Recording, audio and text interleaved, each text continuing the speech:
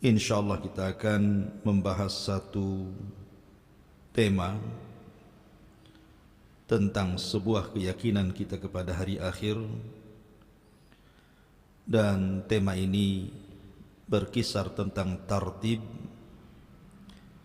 yang lebih dekat kepada dalil tentang beberapa peristiwa yang akan terjadi setelah kematian. Ma'asyiral muslimin yang dimuliakan Allah Subhanahu wa taala. Secara umum ada beberapa peristiwa yang akan berlaku pada hari akhir setelah kematian. Pertama, al-ba'tsu wal khuruj minal kubur. Kebangkitan dan keluarnya manusia dari kuburan-kuburan. Yang kedua, ardul mahsyar, di mana manusia akan dikumpulkan di sebuah tempat yang disebut dengan padang mahsyar. Kemudian yang ketiga, haudun nabi, telaga Nabi sallallahu alaihi wasallam. Kemudian yang keempat, syafa'atun Nabi sallallahu alaihi wasallam, syafaat Nabi sallallahu alaihi wasallam. Kemudian yang kelima, al-ardu amam Allah, pembentangan amal di hadapan Allah Subhanahu wa taala. Kemudian yang keenam, kemudian ketujuh dan kedelapan, ini terjadi silang pendapat di antara ulama. Mana yang lebih dulu? Hisab, kemudian pembagian catatan atau suhuf, dan juga timbangan. Nanti saya jelaskan. Kemudian setelah itu inqisamun nas, ajwajun, manusia akan dikelompok-kelompokkan sesuai dengan amalannya di bumi. Kemudian setelah itu ada qantaratul madzalim, ada qisas di antara manusia. Dan yang terakhir, al-jannatu wan nar, adanya sorga dan neraka. Inilah yang kita akan bahas di pagi hari ini. Ma'asyiral muslimin yang dimuliakan Allah Subhanahu wa taala. Keyakinan kita kaum muslimin bahwa manusia pasti dibangkitkan. Dan bagaimana caranya Allah Subhanahu wa taala membangkitkan? Ada yang mengatakan bahwa ketika Allah Subhanahu wa taala hendak membangkitkan manusia, maka Allah akan turunkan hujan yang sangat deras. Kemudian hujan itu akan membasahi semua tanah di bumi. Tentu bumi bukan bumi yang kita pijak hari ini, tetapi bumi yang sudah dirubah. Yauma tubaddalul ardu ghairal ardi, bumi yang sudah dirubah bentuknya oleh Allah Subhanahu wa taala dari bulat menjadi terhampar, sehingga tidak ada satu jengkal tanah pun kecuali hujan akan menembus bumi itu. Dan di dalam bumi itu ada tulang-tulang ekor manusia. Inilah di antara makhluk Allah Subhanahu wa taala yang tidak dihancurkan pada hari kiamat. Sejak Adam alaihi salatu wasalam sampai yang terakhir mati, tulang ekornya manusia, ujung tulang ekor tidak akan dihancurkan. Karena dari situ kita akan dibangkitkan. Ketika kemudian air hujan yang Allah hujani mengenai tulang-tulang ekor itu, kemudian Allah Subhanahu wa taala menyuruh seorang pemanggil untuk menyeru agar manusia dibangkitkan kembali. Maka tiba-tiba kemudian Allah Subhanahu wa taala ciptakan kembali tulang belulangnya, daging-dagingnya, darah-darahnya, kemudian menyatu dengan setiap tulang ekor manusia itu. Maka manusia akan keluar dari kuburannya tanpa ruh. Bayangkan, manusia sejak Adam alaihi salatu wassalam sampai yang terakhir mati, Allah keluarkan dari isi bumi, diletakkan di permukaannya. Sebagaimana Allah subhanahu wa ta'ala berfirman, wa alqat ma fiha wa takhallat, dan kami kosongkan perut bumi dari jasad-jasad manusia dan dilempar ke permukaan bumi. Dan Allah juga mengatakan, wa akhrajatil ardu athqalaha, dan kami keluarkan beban-beban bumi ke permukaannya. Kemudian setelah itu Allah subhanahu wa ta'ala perintahkan Israfil untuk meniupkan sangkakala yang kedua.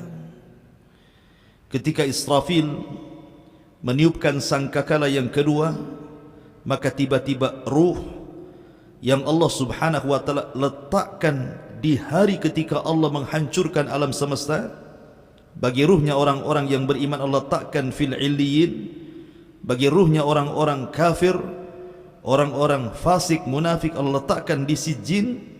Maka Allah berfirman, wa idzan nufusu zuwijat, ketika ruh dilesatkan dari illiyin dan dari sijin saat tiupan sangkakala kedua Israfil, maka ruh itu akan menembus jasad-jasadnya tanpa tertukar satu jasad pun dengan ruhnya, sejak Adam sampai yang terakhir mati.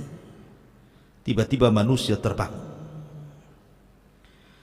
Dari sini manusia terbagi menjadi dua kelompok. Kelompok yang pertama, orang-orang kafir. Mereka mengatakan sebagaimana disebutkan dalam surah Yasin, ya wailana man ba'athana mim marqadina, duhai celaka aku, siapa yang membangkitkan aku dari tidurku. Tapi orang-orang yang beriman mereka tenang, mereka tidak gugup. Mereka mengatakan, hadza ma wa'ada ar-rahman wa sadaqal mursalun, inilah janji Allah subhanahu wa ta'ala kepada kita dan benarlah ucapan para rasul. Maka manusia semua dibangkitkan dari kubur-kubur mereka. Inilah yang pertama, al-ba'thu wal khuruj minal kubur, hari kebangkitan dan keluarnya manusia dari kuburan. Kemudian yang kedua, ardul mahsyar, ketika manusia sudah dibangkitkan dari kubur-kubur mereka. Kondisi mereka Allah subhanahu wa ta'ala sebutkan ada dua kondisi. Pertama,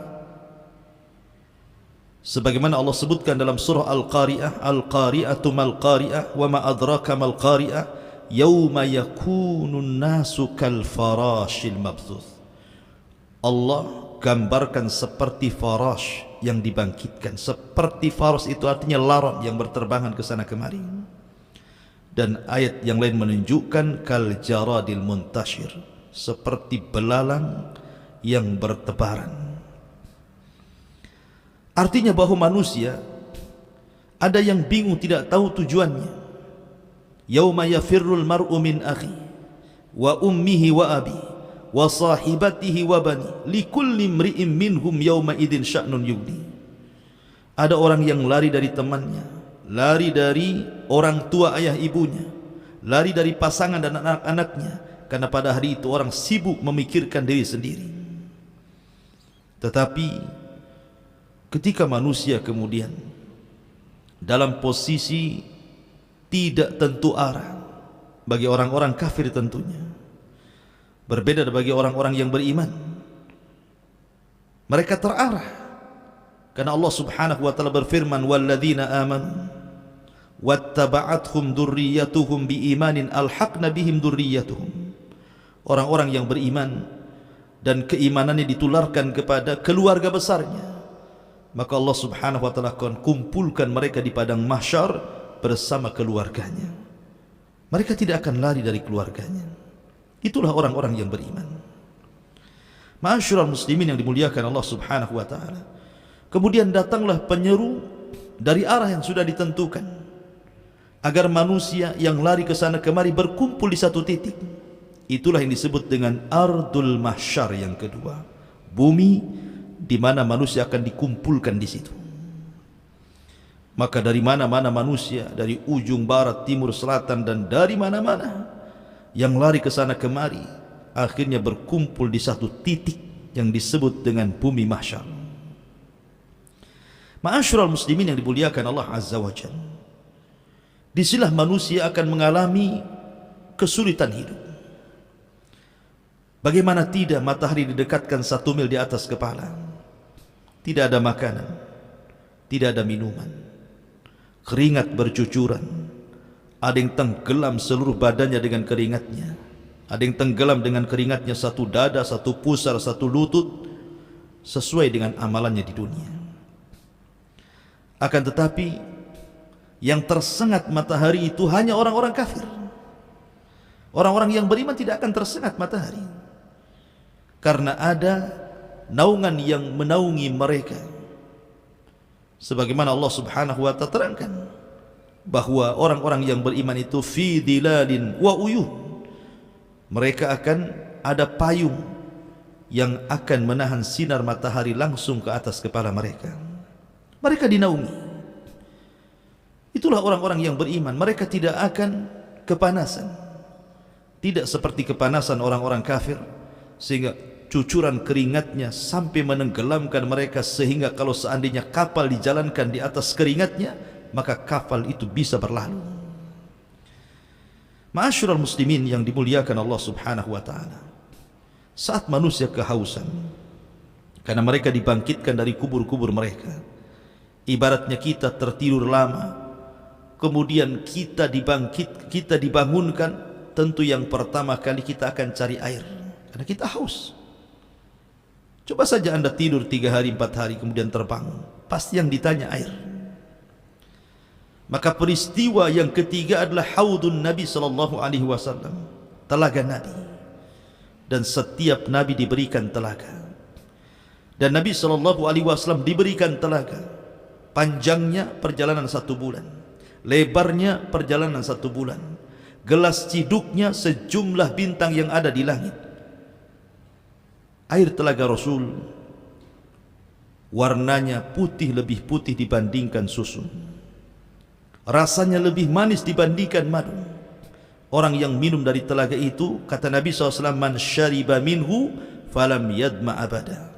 Orang yang minum dari telaga itu tidak mungkin haus selamanya. Ma'asyiral muslimin yang dimuliakan Allah Azza wa Jalla, maka mulailah setiap umat mencari nabinya. Dan Nabi SAW sudah menunggu di telaganya. Maka satu persatu umat Rasul dan umat-umat yang lain meminum dari telaga yang sudah Allah Subhanahu wa ta'ala anugerahkan kepada setiap Nabi, termasuk Rasul SAW. Dan yang pertama minum telaga Rasul adalah Ahlul Yaman dari kalangan Ansar, sahabat Nabi SAW. Kemudian disusul dengan Muhajirin, kemudian disusul dengan orang-orang mulia setelahnya. Tetapi tiba-tiba ada umat Rasul yang hendak mendekati telaga itu, tiba-tiba diusir, dihalau para malaikat. Sehingga kemudian Nabi SAW, karena dia seorang Nabi yang memiliki kasihan dengan umatnya, berteriak-teriak dan mengatakan, ummati ummati ya Rabb, itu umatku, biarkan mereka minum. Tapi Allah Subhanahu wa ta'ala katakan, ya Muhammad, innaka la tadri ma ahdatsu ba'dak innahum ghayyaru wa baddalu. Wahai Muhammad, engkau tidak tahu apa yang terjadi dengan umatmu sepeninggalmu. Mereka sudah keluar dari sunnahmu, mereka sudah keluar dari petunjukmu, biarkan mereka tidak minum dari telagamu. Maka orang-orang yang tidak minum, mereka akan mengalami kehausan yang luar biasa, tetapi mereka tidak bisa diwafatkan, mereka akan tersiksa seperti itu. Ma'asyiral muslimin yang dimuliakan Allah Subhanahu wa ta'ala, setelah kemudian umat-umat meminum dari air telaga setiap para nabinya, ada yang minum dan ada yang dihalau, maka disinilah kemudian manusia akan masuk pada proses yang keempat yang disebut dengan syafa'atun Nabi. Syafaat Nabi. Manusia di padang mahsyar bukan sebentar. Allah Subhanahu wa taala sendiri yang mengatakan khamsina alfasanah, 50.000 tahun mereka berdiri, tidak duduk, tidak berbaring. Yauma yaqumun nas li rabbil alamin, mereka berdiri menghadap Rabbul alamin. Mereka kelelahan, keletihan, mereka kebingungan apa yang harus mereka lakukan. Maka Allah Subhanahu wa taala mengilhamkan kepada penduduk yang ada di padang mahsyar untuk datang kepada Adam alaihi salatu wassalam. Berangkatlah manusia ini yang segitu banyaknya menuju bapak mereka, bapak kita semua, Adam alaihi salatu wassalam. Maka mereka mengatakan, ya Adam anta abul bashar, wahai Adam, bukankah engkau bapak bagi kami? Ishfa' lana ila rabbik, ala tara ila ma nahnu fi, mintalah syafaat kepada Rabbmu, tidakkah kau iba melihat kondisi kami? Tapi Adam alaihi salatu wassalam i'tidar, memberikan uzur dan mengatakan, nafsi nafsi idhabu ila nuh, aku tidak sanggup, pergi kalian, cobalah kalian temui Nabi, Rasul dan ulul azmi yang pertama, Nuh alaihi salatu wassalam. Berangkatlah mereka ke Nuh. Rupanya jawaban Nuh sama dengan jawaban Adam, tidak sanggup memberikan syafaat. Nuh alaihi salatu wassalam justru mengatakan, nafsi nafsi idhabu ila Ibrahim, pergilah kalian, aku tidak bisa memberikan syafaat kepada kalian. Berangkatlah kepada Ibrahim, Nabi Allah Ibrahim, ulul azmi yang kedua dari kalangan para nabi dan rasul. Berangkatlah mereka kepada Ibrahim alaihi salatu wassalam. Tapi Ibrahim pun punya alasan, tidak bisa memberikan syafaat karena dia pernah berdusta 3 kali dusta. Sehingga Ibrahim tidak meminta uzur, kemudian mengarahkan manusia, datanglah kalian kepada ulul azmi yang ketiga. Siapa? Musa alaihi salatu wassalam.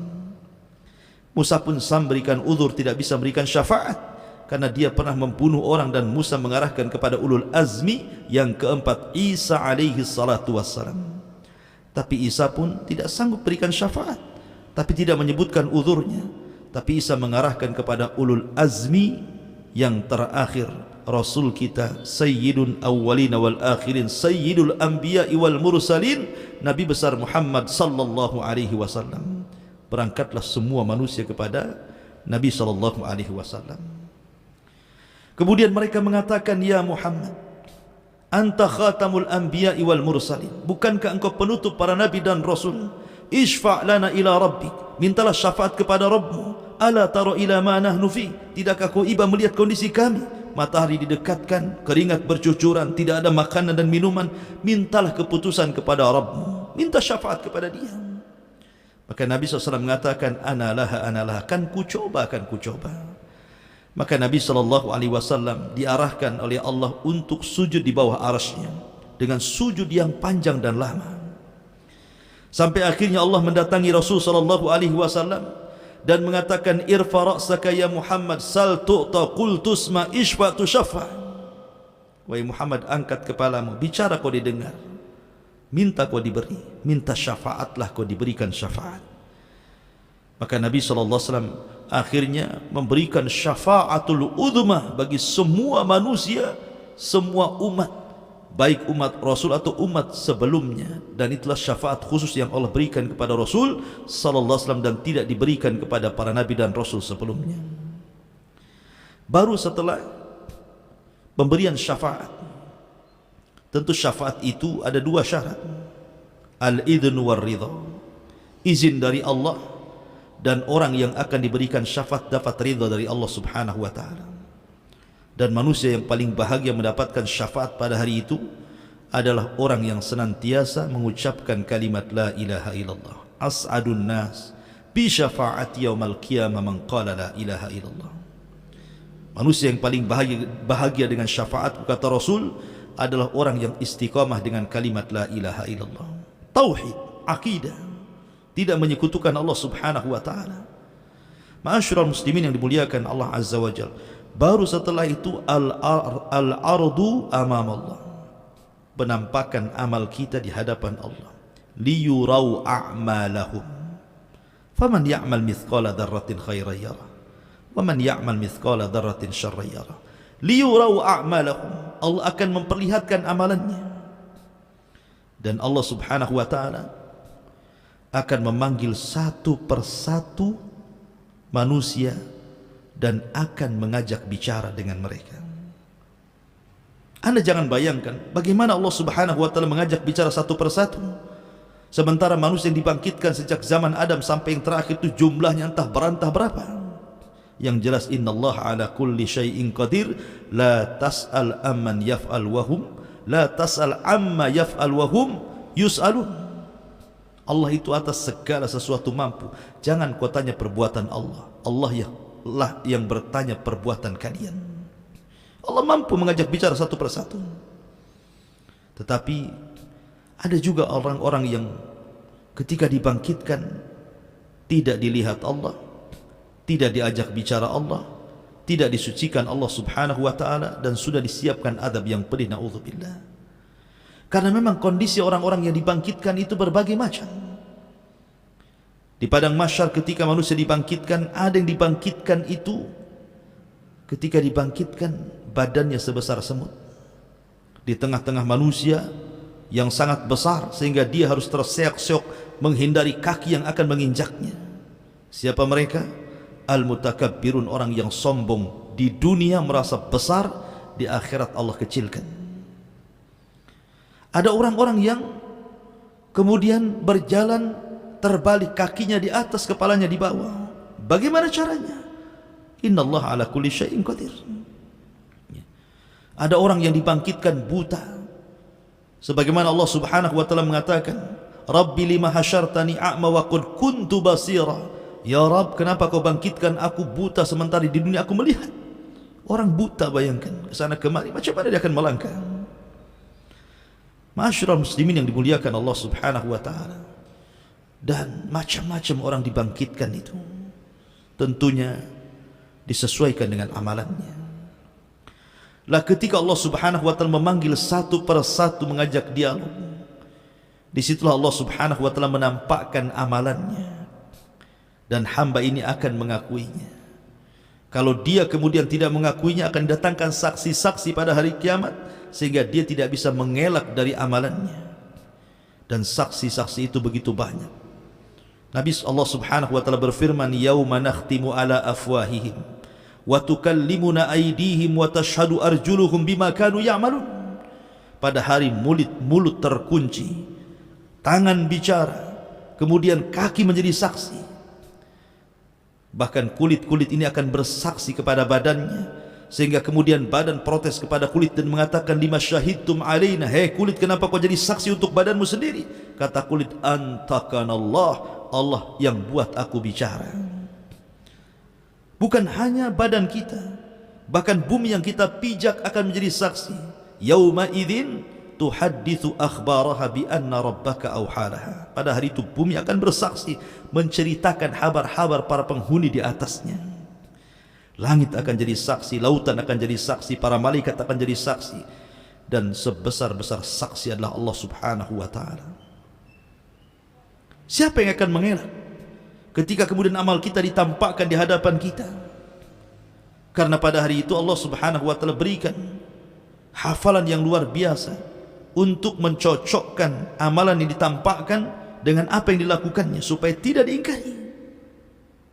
Kita di dunia ini, satu minggu kemarin kita ngomong apa, kita berbuat apa, kita terkadang lupa baru satu minggu saja.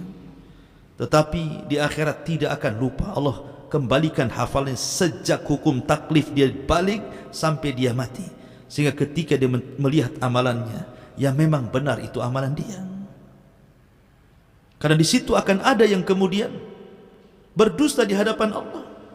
Seperti Nabi SAW mengatakan, ada 3 orang yang dihadapkan kepada Allah subhanahu wa ta'ala. 3 orang ini awal man tusyu'ira bihin nar.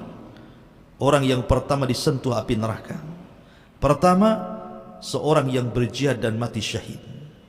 Ditampakkan amalan di dunianya, bagaimana Allah berikan nikmat kepada dia, dan dia pun perang di jalan Allah sehingga mati syahid. Kemudian Allah mengatakan, fima amilta fiha, apa yang sudah kau amalkan di bumi? Maka dia mengatakan, ustushhidu fika, aku mati syahid karenamu ya Rabb.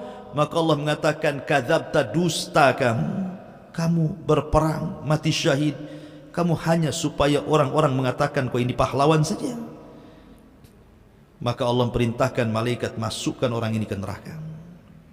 Kemudian didatangkan orang-orang yang pakar Quran. Selama di dunia dia mengajar Quran, diundang ke sana kemari untuk mengaji Al-Quran dengan suara yang indah.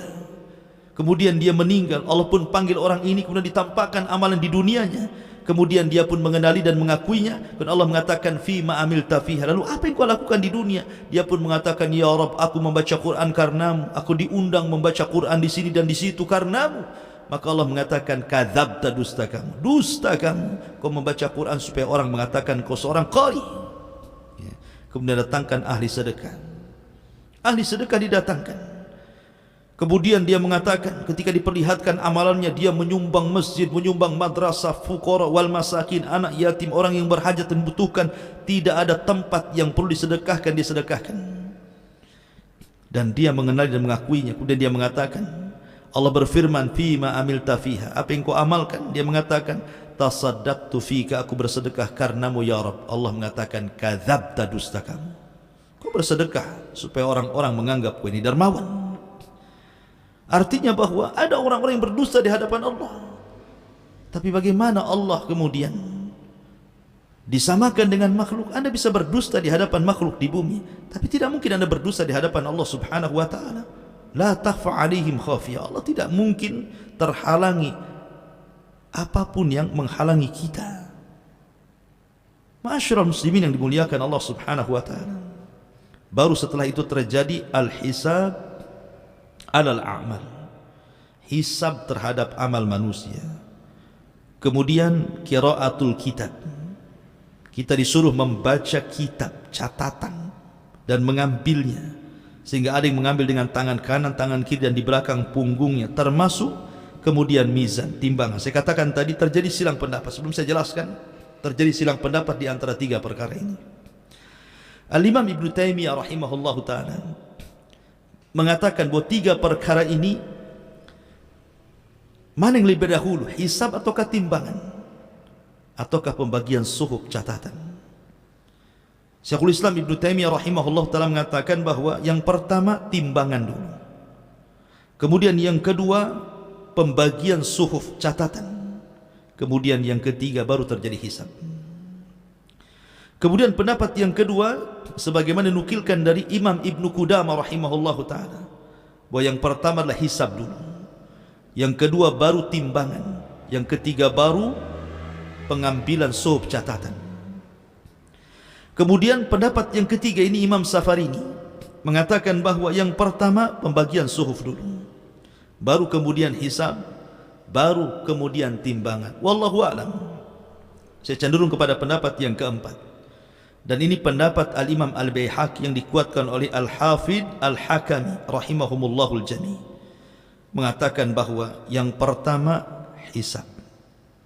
Setelah hisab baru kemudian suhuf, pengambilan suhuf. Kemudian yang terakhir baru mizan, timbangan.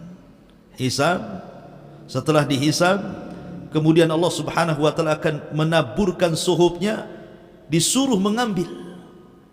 Ada yang mengambil dengan tangan kanannya, dengan tangan kirinya, bahkan dengan tangan kiri di balik punggungnya. Baru setelah itu adanya mizan.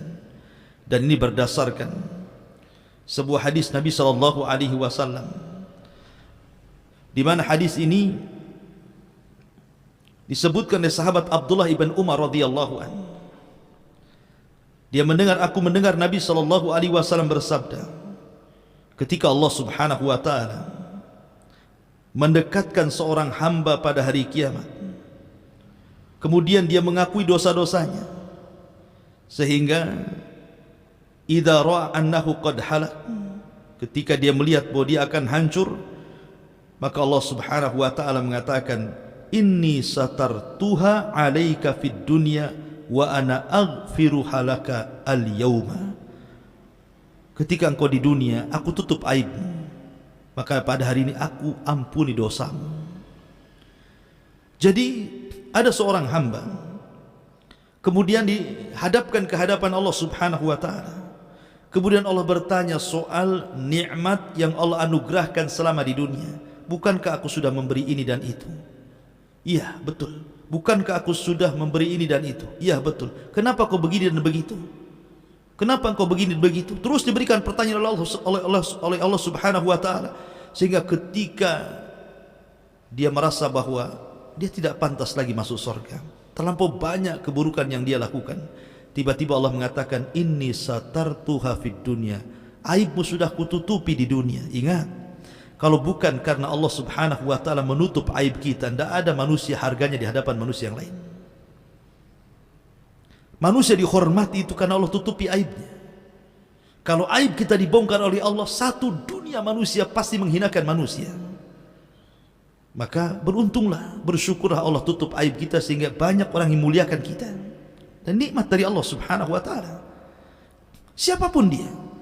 Makanya Imam Ahmad ibn Hanbal rahimahullahu taala ketika dia ke pasar, tiba-tiba datang murid-muridnya dari mana-mana hendak menolong Imam Ahmad dan mengatakan, jangan, biar barang ini aku yang bawa. Kalian menghormatiku itu karena Allah menutup aibku. Seandainya Allah buka aibku, kalian letakkan pasir di atas kepalaku. Ma'asyiral muslimin yang dimuliakan Allah Subhanahu wa taala. Kembali bahwa Al-Hafidh Al-Hakami dan juga Al-Imam Baihaqi berdasarkan zahir hadis ini, ketika Allah Subhanahu wa taala katakan, aku tutupi aibmu di dunia, sekarang ku ampuni dosamu. Kemudian Rasulullah SAW melanjutkan, thumma yu'ta atau thumma yu'ta kitabu hasanatihi biyamini. Kemudian diberikan padanya catatan kitabnya dengan tangan kanannya. Adapun orang kafir dengan tangan kirinya. Dari sini Allah Subhanahu wa taala katakan, wa man adlam mimman iftara 'ala Allahi kadhiba ulaika yu'raduna 'ala rabbihim wa yaqulul ashhad haula'i alladhina kadzabu 'ala rabbihim 'ala la'natullah 'ala dhalimin. Dan siapakah yang lebih zalim dari orang-orang yang mengada-adakan sebuah kebohongan terhadap Allah? Mereka itu akan dihadapkan kepada Allah, dan para saksi akan berkata, orang-orang inilah yang telah berbohong terhadap Tuhan mereka. Ingatlah, laknat Allah ditimpakan kepada orang-orang zalim. Dari zahir hadis ini, maka sangat cocok dengan pendapat Al-Imam Al-Baihaqi yang dikuatkan Al-Hafidh Al-Hakami, bahwa proses antara hisab, mizan dan suhub itu diawali dengan hisab dulu, baru pembagian catatan, baru kemudian terjadi mizan. Bicara tentang hisab, ma'asyiral muslimin yang dimuliakan Allah Azza wa Jalla, ada orang-orang yang Allah Subhanahu wa taala berikan anugerah mereka tidak dihisab. Seperti ketika Nabi SAW bicara tentang 70.000 orang yang masuk surga tanpa hisab dan azab. Kemudian Nabi SAW menceritakan siapa mereka. Kata Nabi SAW, alladzina la yastarkun wa la yaqtawun wa la yatatayyarun wa ala rabbihim yatawakkalun. Orang yang tidak minta ruqyah, orang yang tidak minta diobati dengan besi panas, orang yang senantiasa tidak tatayur, menganggap sial dan untung itu kepada selain Allah, dan orang yang menambatkan hati bertawakal kepada Allah. Mereka lah sifat-sifat ini kalau terkumpul pada seorang hamba, maka orang ini akan masuk surga tanpa hisab dan azab. Dalam sebuah hadis yang lain, Nabi SAW bersabda, idza kana yaumul qiyamah amara Allahu munadiyan yunadi. Apabila datang hari kiamat, maka Allah panggil penyeru untuk menyeru. Apa seruannya? Seruannya, man kana lahu 'ala Allah ajrun, barang siapa yang punya pahala di sisi Allah, berdirilah kalian. Kemudian berdiri orang-orang yang ketika di dunia suka memaafkan, mudah memaafkan. Faman 'afa wa aslaha fa ajruhu 'ala Allah. Karena Allah mengatakan, barang siapa yang suka memaafkan, suka mengislah, maka pahalanya akan diberikan kepada Allah. Maka orang yang suka memaafkan dan suka islah, maka mereka akan masuk surga tanpa hisab dan adab. Kemudian orang yang kedua, Nabi SAW menjelaskan, kemudian penyeru akan mengatakan, siapa yang punya pahala di sisi Allah Subhanahu wa taala, falyakum, berdirilah. Maka kemudian Berdirilah orang yang kedua. Kemudian dikatakan kepadanya bahwa dia sudah melakukan ini dan itu. Dalam riwayat, mereka adalah orang-orang yang mati syahid.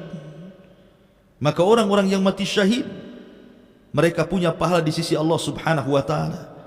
Maka dikatakan kepada orang-orang yang mati syahid, masuklah kalian ke dalam surga tanpa hisab dan azab. Kemudian juga penyeru menyerukan lagi, siapa yang punya pahala di sisi Allah Subhanahu wa ta'ala, faliyakum, berdirilah. Kemudian berdirilah orang-orang yang memiliki sifat ini, sifat itu, dan begitu seterusnya. Akhirnya kemudian orang-orang ini dimasukkan tanpa hisab dan tanpa adab, direct masuk surga. Sebagian para ulama ketika menyebutkan amalan-amalan yang mendatangkan seseorang sehingga ketika dia masuk surga tanpa dihisab dan diadab, di antara amalannya adalah amalan-amalan pertama, orang-orang yang istiqomah. Yang kedua, orang-orang yang punya akhlak yang indah. Yang ketiga, orang-orang yang senantiasa menjaga kewajiban-kewajiban Allah. Kemudian yang keempat, orang yang ittiba'us sunnah, senantiasa mengikuti sunnah Nabi. Kemudian yang kelima, al-qiyam bi'a'malil ukhra, dia berusaha untuk beramal dalam rangka untuk orang lain. Kebaikannya diberikan kepada orang lain, karena orang yang paling manfaatlah anfa'uhum linnas, orang yang manfaat bagi orang lain. Dan begitu seterusnya, termasuk orang yang menjalankan perintah, menjauhi larangan, kemudian sungguh-sungguh dalam beramal saleh, kemudian menjauhi larangan-larangan Allah Subhanahu wa ta'ala. Maka amalan-amalan ini, kata para ulama, salah satu penyebab orang akan dibebaskan dari hisab dan adab. Jadi yang pertama ada hisab, maksudnya ada orang-orang yang tidak dihisab. Yang kedua, orang-orang kafir, mereka dihisab, tetapi bukan dihisab amalannya, karena orang kafir tidak punya amalan, apa yang mau dihisab? Allah Subhanahu wa ta'ala mengatakan, a'maluhum karomadin istaddat bihirrih, amal mereka bagaikan debu yang dihempas angin sehingga habis. Lalu apa yang dihisab? Amalan kebaikan yang enggak ada. Ulama mengatakan mereka tetap dihisab, tetapi bukan dihisab amalnya, karena orang-orang kafir, orang musyrik tidak punya amalan. La in asyrakta la yahbatanna amaluka wa la takunanna minal khasirin. Kalau engkau melakukan kesyirikan, habis lebur semua amalanmu dan engkau termasuk orang-orang yang merugi. Maksud hisab bagi orang kafir hanyalah hisab takrir, hisab pengakuan kekufuran mereka. Bukankah kau sudah berzina ya? Bukankah kau sudah minum khamr ya? Bukankah kau sudah begini, begini, begini? Semua maksiat disebutkan dan dia mengiyahkan semuanya. Itulah hisabnya bagi orang-orang kafir, hisab takrir, formalitas, karena mereka tidak akan masuk surga. Ya. Kemudian bagi orang yang beriman, hisabnya dua. Ada hisaban yasira, memang mudah. Ada hisaban asira, hisab yang sulit. Apa bedanya hisab mudah dan hisab sulit? Kalau hisab itu mudah, ini disebut dengan hisabul ardi, di mana seseorang mukmin ketika dihadapkan kepada Allah, dia tidak dituntut menjawab pertanyaan, dia hanya disuruh mendengarkan. Ketika Allah Subhanahu wa ta'ala menyebutkan pahala dan dosanya di bumi, dia mendengarkan semuanya, ya. Dia mengakui, tapi dia tidak dituntut untuk menjawab. Maka ini hisaban yasira, hisabnya mudah. Tapi yang kedua dituntut menjawab. Bukankah aku sudah begini dan begitu? Kemudian dia menjawab, bukankah aku sudah begini dan begitu? Kemudian dia menjawab. Kalau terjadi dialog ketika hisab, maka Rasul mengatakan, man nukisha fil hisab udzib, siapa yang terjadi perdebatan antara Allah dan hambanya ketika dihisab, pasti akan diazab orang ini. Itulah hisaban asira, hisab yang sulit sekali, ya. Dan manusia sekali lagi harus tinggal di padang mahsyar itu 50.000 tahun. Apakah semua manusia tinggal 50.000 tahun? Tidak. 50.000 tahun itu hanya berlaku kepada orang-orang kafir saja. Orang yang beriman tidak akan lama hisabnya. Nabi SAW hanya menyebutkan hisabnya bagi umat Rasul, dan umat Rasulullah orang yang pertama dihisab. Kata Nabi SAW, nahnul awwalu nahnul akhirun al-awwalun, kita umat yang terakhir tapi orang yang pertama dihisab. Dan hisabnya umat Islam cepat, ma'ruf, sesuai dengan akal, karena memang usia umat kita tidak panjang, hanya sekitar 60-70 tahun saja, sehingga tidak banyak yang dipertanggungjawabkan. Berbeda dengan umat dulu yang panjang-panjang, amalannya juga banyak, maksiatnya juga banyak, sehingga lama pula hisabnya bagi mereka. Tapi hisabnya bagi umat Islam, umat Rasul yang beriman, hanya separuh hari saja. Tapi jangan sangka separuh hari itu sebentar, karena separuh hari akhirat berbeda dengan separuh hari di dunia. Kalau separuh hari di dunia ba'da duhur sampai terbenam matahari, separuh hari. Tapi satu hari kehidupan akhirat, kata Allah Subhanahu wa taala, inna yauman inda rabbika ka alfi sanatin mimma ta'uddun. Satu hari kehidupan akhirat bila dibandingkan dengan kehidupan dunia, lamanya sama dengan 1000 tahun. Artinya separuh hari itu 500 tahun. Makanya ada hadis yang mengatakan orang-orang fakir yang beriman akan masuk dulu ke sorga, sementara orang kaya akan masuk sorga belakangan setelah setengah hari dari orang-orang fakir yang beriman. Karena ya, orang kaya banyak hisabnya. Min aina iktasabahu wa fima anfaq, dari mana kau dapati harta itu, kemana kau belanjakan. Ma'asyiral muslimin yang dimuliakan Allah Subhanahu wa taala, baru setelah proses hisab, baru tatayyurus suhuf, di mana suhuf diterbangkan. Faman utiya kitabahu biyamini fasawfa yuhasabu hisaban yasira. Ketika dia mendapatkan catatan dengan tangan kanannya, maka dia akan diperiksa dengan periksa yang mudah oleh Allah Azza wa Jalla, hisab yang mudah. Tapi fa'amman utiya wara'a dhahri, dalam ayat yang lain utiya bishimali, barang siapa yang mengambil catatannya dengan tangan kiri atau di belakang punggungnya, celakalah dua kelompok ini. Adapun orang-orang yang telah mendapatkan catatannya dan Allah Subhanahu wa taala sudah ampuni dosa-dosanya, dengan bangganya dia mengambil catatan itu dengan tangan kanannya, kemudian dia tegak di hadapan manusia, kemudian dia mengatakan, ha umuqra'u kitabiyah, ha umuqra'u kitabiyah, lihatlah catatanku ma'asyiral muslimin yang dimuliakan Allah Azza wa Jalla. Dengan bangganya dia mengatakan, ha umuqra'u kitabiyah. Ya. Kenapa demikian? Karena dia mengatakan, inni dhanantu anni mulakin hisabiyah, karena sewaktu aku hidup di bumi, di dunia, aku yakin bahwa kejadian ini pasti berlaku. Makanya aku bersungguh-sungguh untuk kejadian hari ini dengan beramal saleh, dengan salat, puasa, zakat, haji, sedekah, baca Quran, zikir. Aku sungguh-sungguh karena aku tahu akan terjadi hal ini. Maka bangga dia mengambil kitabnya, kemudian dia mengatakan, ha umuqra'u kitabnya, baca catatanku. Senang dia. Tetapi orang-orang yang mengambil catatan dengan tangan kirinya, fa amma man utiya kitabahu bishimali, adapun orang-orang yang mengambil catatan dengan tangan kirinya, apa yang terjadi? Maka Allah Subhanahu wa taala katakan, fasaufa yad'u thubura, maka dia akan mencela dirinya. Bagaimana bentuk celaannya? Lihat surah Al-Haqqah, Allah Subhanahu wa taala mengatakan, ya laitani lam uta kitabiyah wa lam adri ma hisabiyah, ya laitaha kanatil qadiyah ma aghna anni maliyah halaka anni sultaniyah khuduhu fagulluh thumma al-jahima salluh thumma fi silsilatin dhar'uha sab'una dira'an fasluquh. Dia katakan ketika mengambil catatannya dengan tangan kirinya, dia mengatakan apa? Duhai kiranya aku tidak mengambil catatan itu. Duhai kiranya aku tidak tahu hisab yang akan menimpaku. Duhai kiranya aku mati dan tidak dibangkitkan kembali.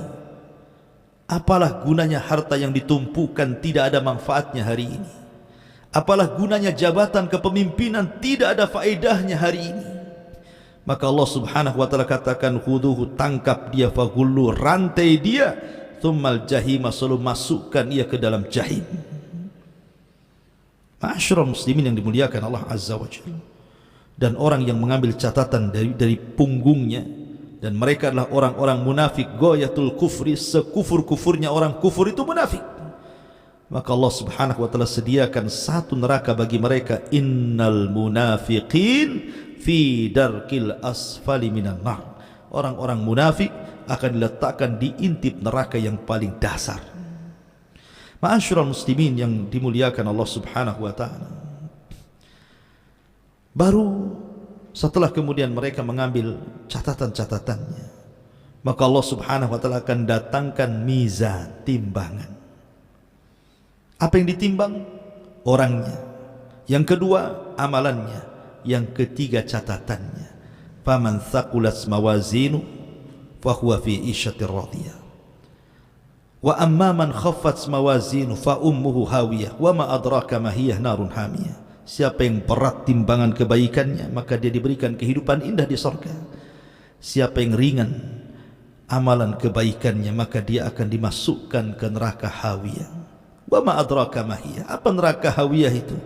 Narun hamiyah, neraka yang menyala-nyala. Ma'asyiral muslimin yang dimuliakan Allah Azza wa Jalla. Kemudian setelah itu terjadilah inqisamun nas. Manusia akan digolongkan bersama golongannya. Allah Subhanahu wa taala berfirman, "Ukhsyurul ladzina zalamu wa ajwajuhum wa ma kanu ya'budun min dunillahi fahduhum ila siratil jahim." Diperintahkan kepada para malaikat, kumpulkanlah manusia-manusia yang zalim itu beserta teman-teman sejawat mereka dan apa yang dahulu telah mereka sembah selain daripada Allah, lalu tunjukkanlah kepada mereka kemana jalan neraka. Jadi Allah Subhanahu wa taala setelah melakukan proses hisab, kemudian pembagian catatan, kemudian terjadi timbangan, kemudian sudah diketahui mana yang mengambil catatan dengan tangan kanan atau tangan kirinya, mana timbangan yang berat kebaikannya ataukah keburukannya, maka manusia akan digolongkan bersama sesembahan mereka. Bagi nyembah batu dikumpulkan dengan batunya, bagi nyembah pohon dikumpulkan dengan pohonnya, bagi nyembah iblis dikumpulkan dengan iblisnya, dan begitu seterusnya. Kemudian Allah mengatakan fahduhum ila siratil jahim. Kasih tahu alamat ke neraka, kasih tahu orang-orang ini ke alamat ke neraka. Maka Allah katakan wasiqal ladzina kafaru ila jahannam zumara. Maka Allah akan kiring orang-orang kafir untuk dimasukkan ke neraka jahannam. Nauzubillah. Ketika orang-orang kafir sudah masuk neraka, ya, ma'asyiral muslimin yang dimuliakan Allah Azza wa Jalla, yang sebelumnya tentu terjadi kisos dulu. Sebelum mereka dimasukkan ke dalam neraka, di sini akan terjadi kisos antara orang yang beriman dengan orang kafir. Boleh jadi ada orang beriman menipu orang kafir, atau sebaliknya orang kafir menipu orang yang beriman. Kisos bagi orang kafir yang menipu orang beriman untuk memberatkan siksa dia di akhirat. Kisos bagi orang yang beriman yang mendolimi orang kafir mengurangi pahalanya, sehingga boleh jadi dia tidak selamat atau selamat kalau masih sisa pahalanya. Dan itu terjadi sebelum mereka menyeberang titian siratal mustaqim. Ma'asyiral muslimin yang dimuliakan Allah Azza wa Jalla, sampai Abdullah bin Abbas radhiyallahu anhuma mengatakan, bagaimana bentuk kisahnya? Kalau seandainya dia membunuh manusia, maka yang dibunuh akan datang kepada Allah, tangan kirinya membawa kepalanya, tangan kanannya menyeret orang yang membunuhnya, kemudian dia akan mengatakan, ya Rabb sal hadha lima qatalan. Ya Rabb, tanya orang ini kenapa dia sampai membunuhku. Bayi-bayi yang dibuang, bayi-bayi haram dari hasil perzinahan, yang dibuang di tong-tong sampah, disolokan, di kardus sehingga tidak tertolong kemudian mati, maka Allah mengatakan wal mau'udatu su'ilat bi ayyi dzambin qutilat. Bayi itu tidak berkepala, kepalanya dipegang tangan kirinya, tangan kanannya menyeret orang tuanya dan mengatakan ya Rabb sal hadza lima qatalani. Ya Rabb, tanya ibuku kenapa dia membunuhku, kenapa dia sampai tega membunuhku. Wal mau'udatu su'ilat bi ayyi dzambin qutilat. Bayi-bayi itu akan bicara, atas dosa apakah aku bunuh, katanya. Ya, terjadi kisos di sini. Ya. Baru setelah itu manusia digolongkan menjadi 3 kelompok: mukmin, kafir, munafik. Yang kafir direct masuk neraka, tidak sempat meniti titian siratal mustaqim. Sehingga manusia cuma 2 kelompok saja, mukmin dan munafik. Disitulah Allah Subhanahu wa ta'ala membagi-bagikan cahaya kepada setiap orang-orang yang beriman. Cahaya ini disesuaikan dengan amalannya. Ada yang besar, ada yang setengah besar, ada yang kecil, ada yang redup gitu ya. Dan ini modal kita untuk meniti titian siratal mustaqim. Maka ada yang melesat seperti kilat, ada yang melesat seperti kuda balap, ada yang melesat seperti orang menunggang unta, ada yang melesat seperti orang pelari, ada yang kemudian harus jatuh kemudian bangkit, ada yang terkena kalalib. Kalalib adalah rantai yang berduri yang menghantam ke sana kemari. Terkadang terhantam harus masuk ke jahanam, terkadang dia selamat tetapi sudah habis badannya, tetapi semua karena rahmat dari Allah Subhanahu wa ta'ala. Tetapi orang-orang munafik, ma'asyiral muslimin yang dimuliakan Allah Subhanahu wa ta'ala, Allah mengatakan, yauma taral mu'minina wal mu'minat yas'a nuruhum baina aydihim wa bi aymanihim bushra lakumul yawm jannatin tajri min tahtihal anhar khalidina fiha dzalika huwal fawzul azim. Pada hari engkau akan melihat orang-orang yang beriman laki-laki dan perempuan, betapa cahaya mereka bersinar di depan, di samping kanan mereka. Pada hari ini ada berita gembira untukmu. Apa itu? Kalian berhak mendapatkan sorga-sorga yang mengalir di bawahnya sungai-sungai, mereka kekal di dalamnya. Demikian itulah kemenangan orang-orang yang agung. Orang yang beriman akan selamat meniti titian siratal mustaqim. Tapi lihat bagaimana orang munafik. Allah gambarkan, yauma yaqulul munafiquna wal munafiqat lilladzina amanu dzuruna naqtabis min nurikum qila irji'u wara'akum faltamisu nuran faduriba bainahum bisurin lahu bab batinuhu fihi rahmah wa zahiruhu min kibalihil azab. Pada hari orang-orang munafik laki-laki dan perempuan berkata kepada orang-orang yang beriman, tunggulah kami, kami ingin mengambil cahaya kalian. Tetapi orang-orang yang beriman mengatakan, kembalilah kalian ke belakang kalian, carilah cahaya sendiri untuk kalian. Lalu di antara mereka dipasangkan dinding pemisah yang berpintu, di sebelah dalamnya adalah rahmat dan di luarnya azab Allah Subhanahu wa ta'ala. Orang-orang munafik hendak menipu ketika berjalan di titian siratal mustaqim. Ya, mereka bisa menipu Allah dan orang yang beriman ketika di dunia, tapi di akhirat mereka tidak bisa menipu Allah dan orang-orang yang beriman. Ma'asyiral muslimin yang dimuliakan Allah Azza wa Jalla, baru setelah manusia meniti titian siratal mustaqim, sampailah mereka di Qantarah. Rupanya di sini ada kisos lagi, tetapi kisos di antara orang-orang yang beriman. Inilah yang disabdakan Nabi SAW tentang hadis muflis. Tahukah kamu siapa yang bangkrut, kata Rasul? Sahabat mengatakan, orang yang gulung tikar usahanya, orang yang tidak punya dinar, tidak punya dirham, itulah bangkrut. Kata Rasul, bukan itu. Tetapi orang yang bangkrut, man ata yaumal qiyamah bi salatin wa sadaqatin wa siyamin wa hajjin wa ibadatin. Orang yang datang pada hari kiamat membawa pahala solat, pahala haji, pahala puasa, pahala sedekah dan banyak pahala ibadah. Tapi di satu sisi dia mendolimi si fulan, mencaci maki si fulan, membunuh si fulan, mengini si fulan, mengitu si fulan. Maka terjadilah kisas untuk mendapatkan keadilan. Dulu kamu mendolimi saya, ya, mana pahalamu? Maka kemudian orang yang mendolimi akan diambil pahalanya oleh orang yang didolimi. Ketika dia banyak mendolimi orang sehingga pahalanya habis dibagi-bagikan kepada orang tersebut, habis, dia tidak punya pahala lagi. Sementara orang yang didolimi masih banyak. Maka orang-orang ini akan mengatakan, mana pahalamu? Dia mengatakan, pahalaku sudah habis, terlampau banyak orang yang kudolimi. Kalau kau tidak punya pahala sebagai barter, aku punya dosa, ambillah dosaku untukmu. Inilah bangkrut. Bahasa kita kalau pedagang itu sudah hilang modalnya, banyak hutangnya, sudah hilang pahalanya, nanggung dosa orang. Itulah orang bangkrut.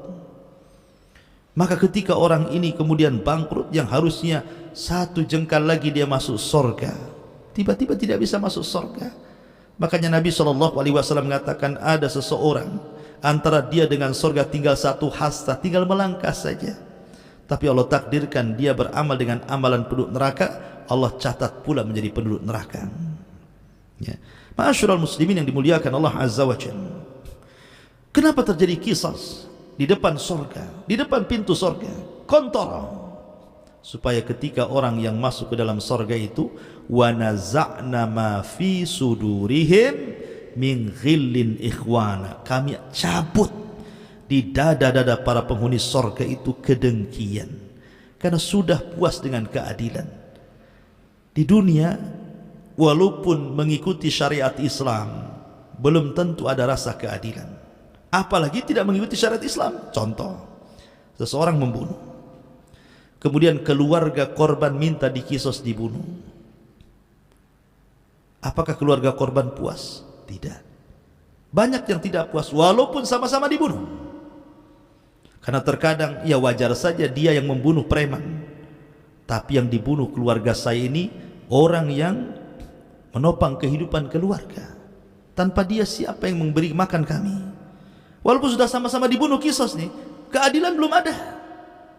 Ya. Itu yang ikut syariat Islam kan, secara hati itu kayaknya kurang puas. Tetapi di akhirat diulang lagi kisos itu. Ya. Di dunia sudah kisos, diulang lagi. Supaya apa? Supaya hati-hati kedengkian, kebencian, dendam itu hilang semuanya, sehingga masuk surga betul-betul menjadi satu hati. Tidak ada dengki, tidak ada hasad, tidak ada dendam, tidak ada emosi. Karena di surga itu semua salam, semua salam, semua selamat. Selamat lisannya, selamat hatinya, selamat perbuatannya, semua selamat. Makanya disebut Darussalam. Ya, Darussalam. Fisik manusia selamat, tidak kencing, tidak berak, tidak meludah, tidak ada dahak, tidak bau. Perempuannya tidak haid, tidak ada nifas. Mereka makan, minum, dikeluarkan dengan keringatnya. Semua selamat, selamat fisiknya, selamat akhlaknya, selamat lisannya, selamat matanya, selamat, semua selamat. Itulah surga. Dari sini menunjukkan bahwa inilah diantara tartib peristiwa-peristiwa yang akan berlaku setelah kematian. Mudah-mudahan menjadi ibrah bagi kita semuanya.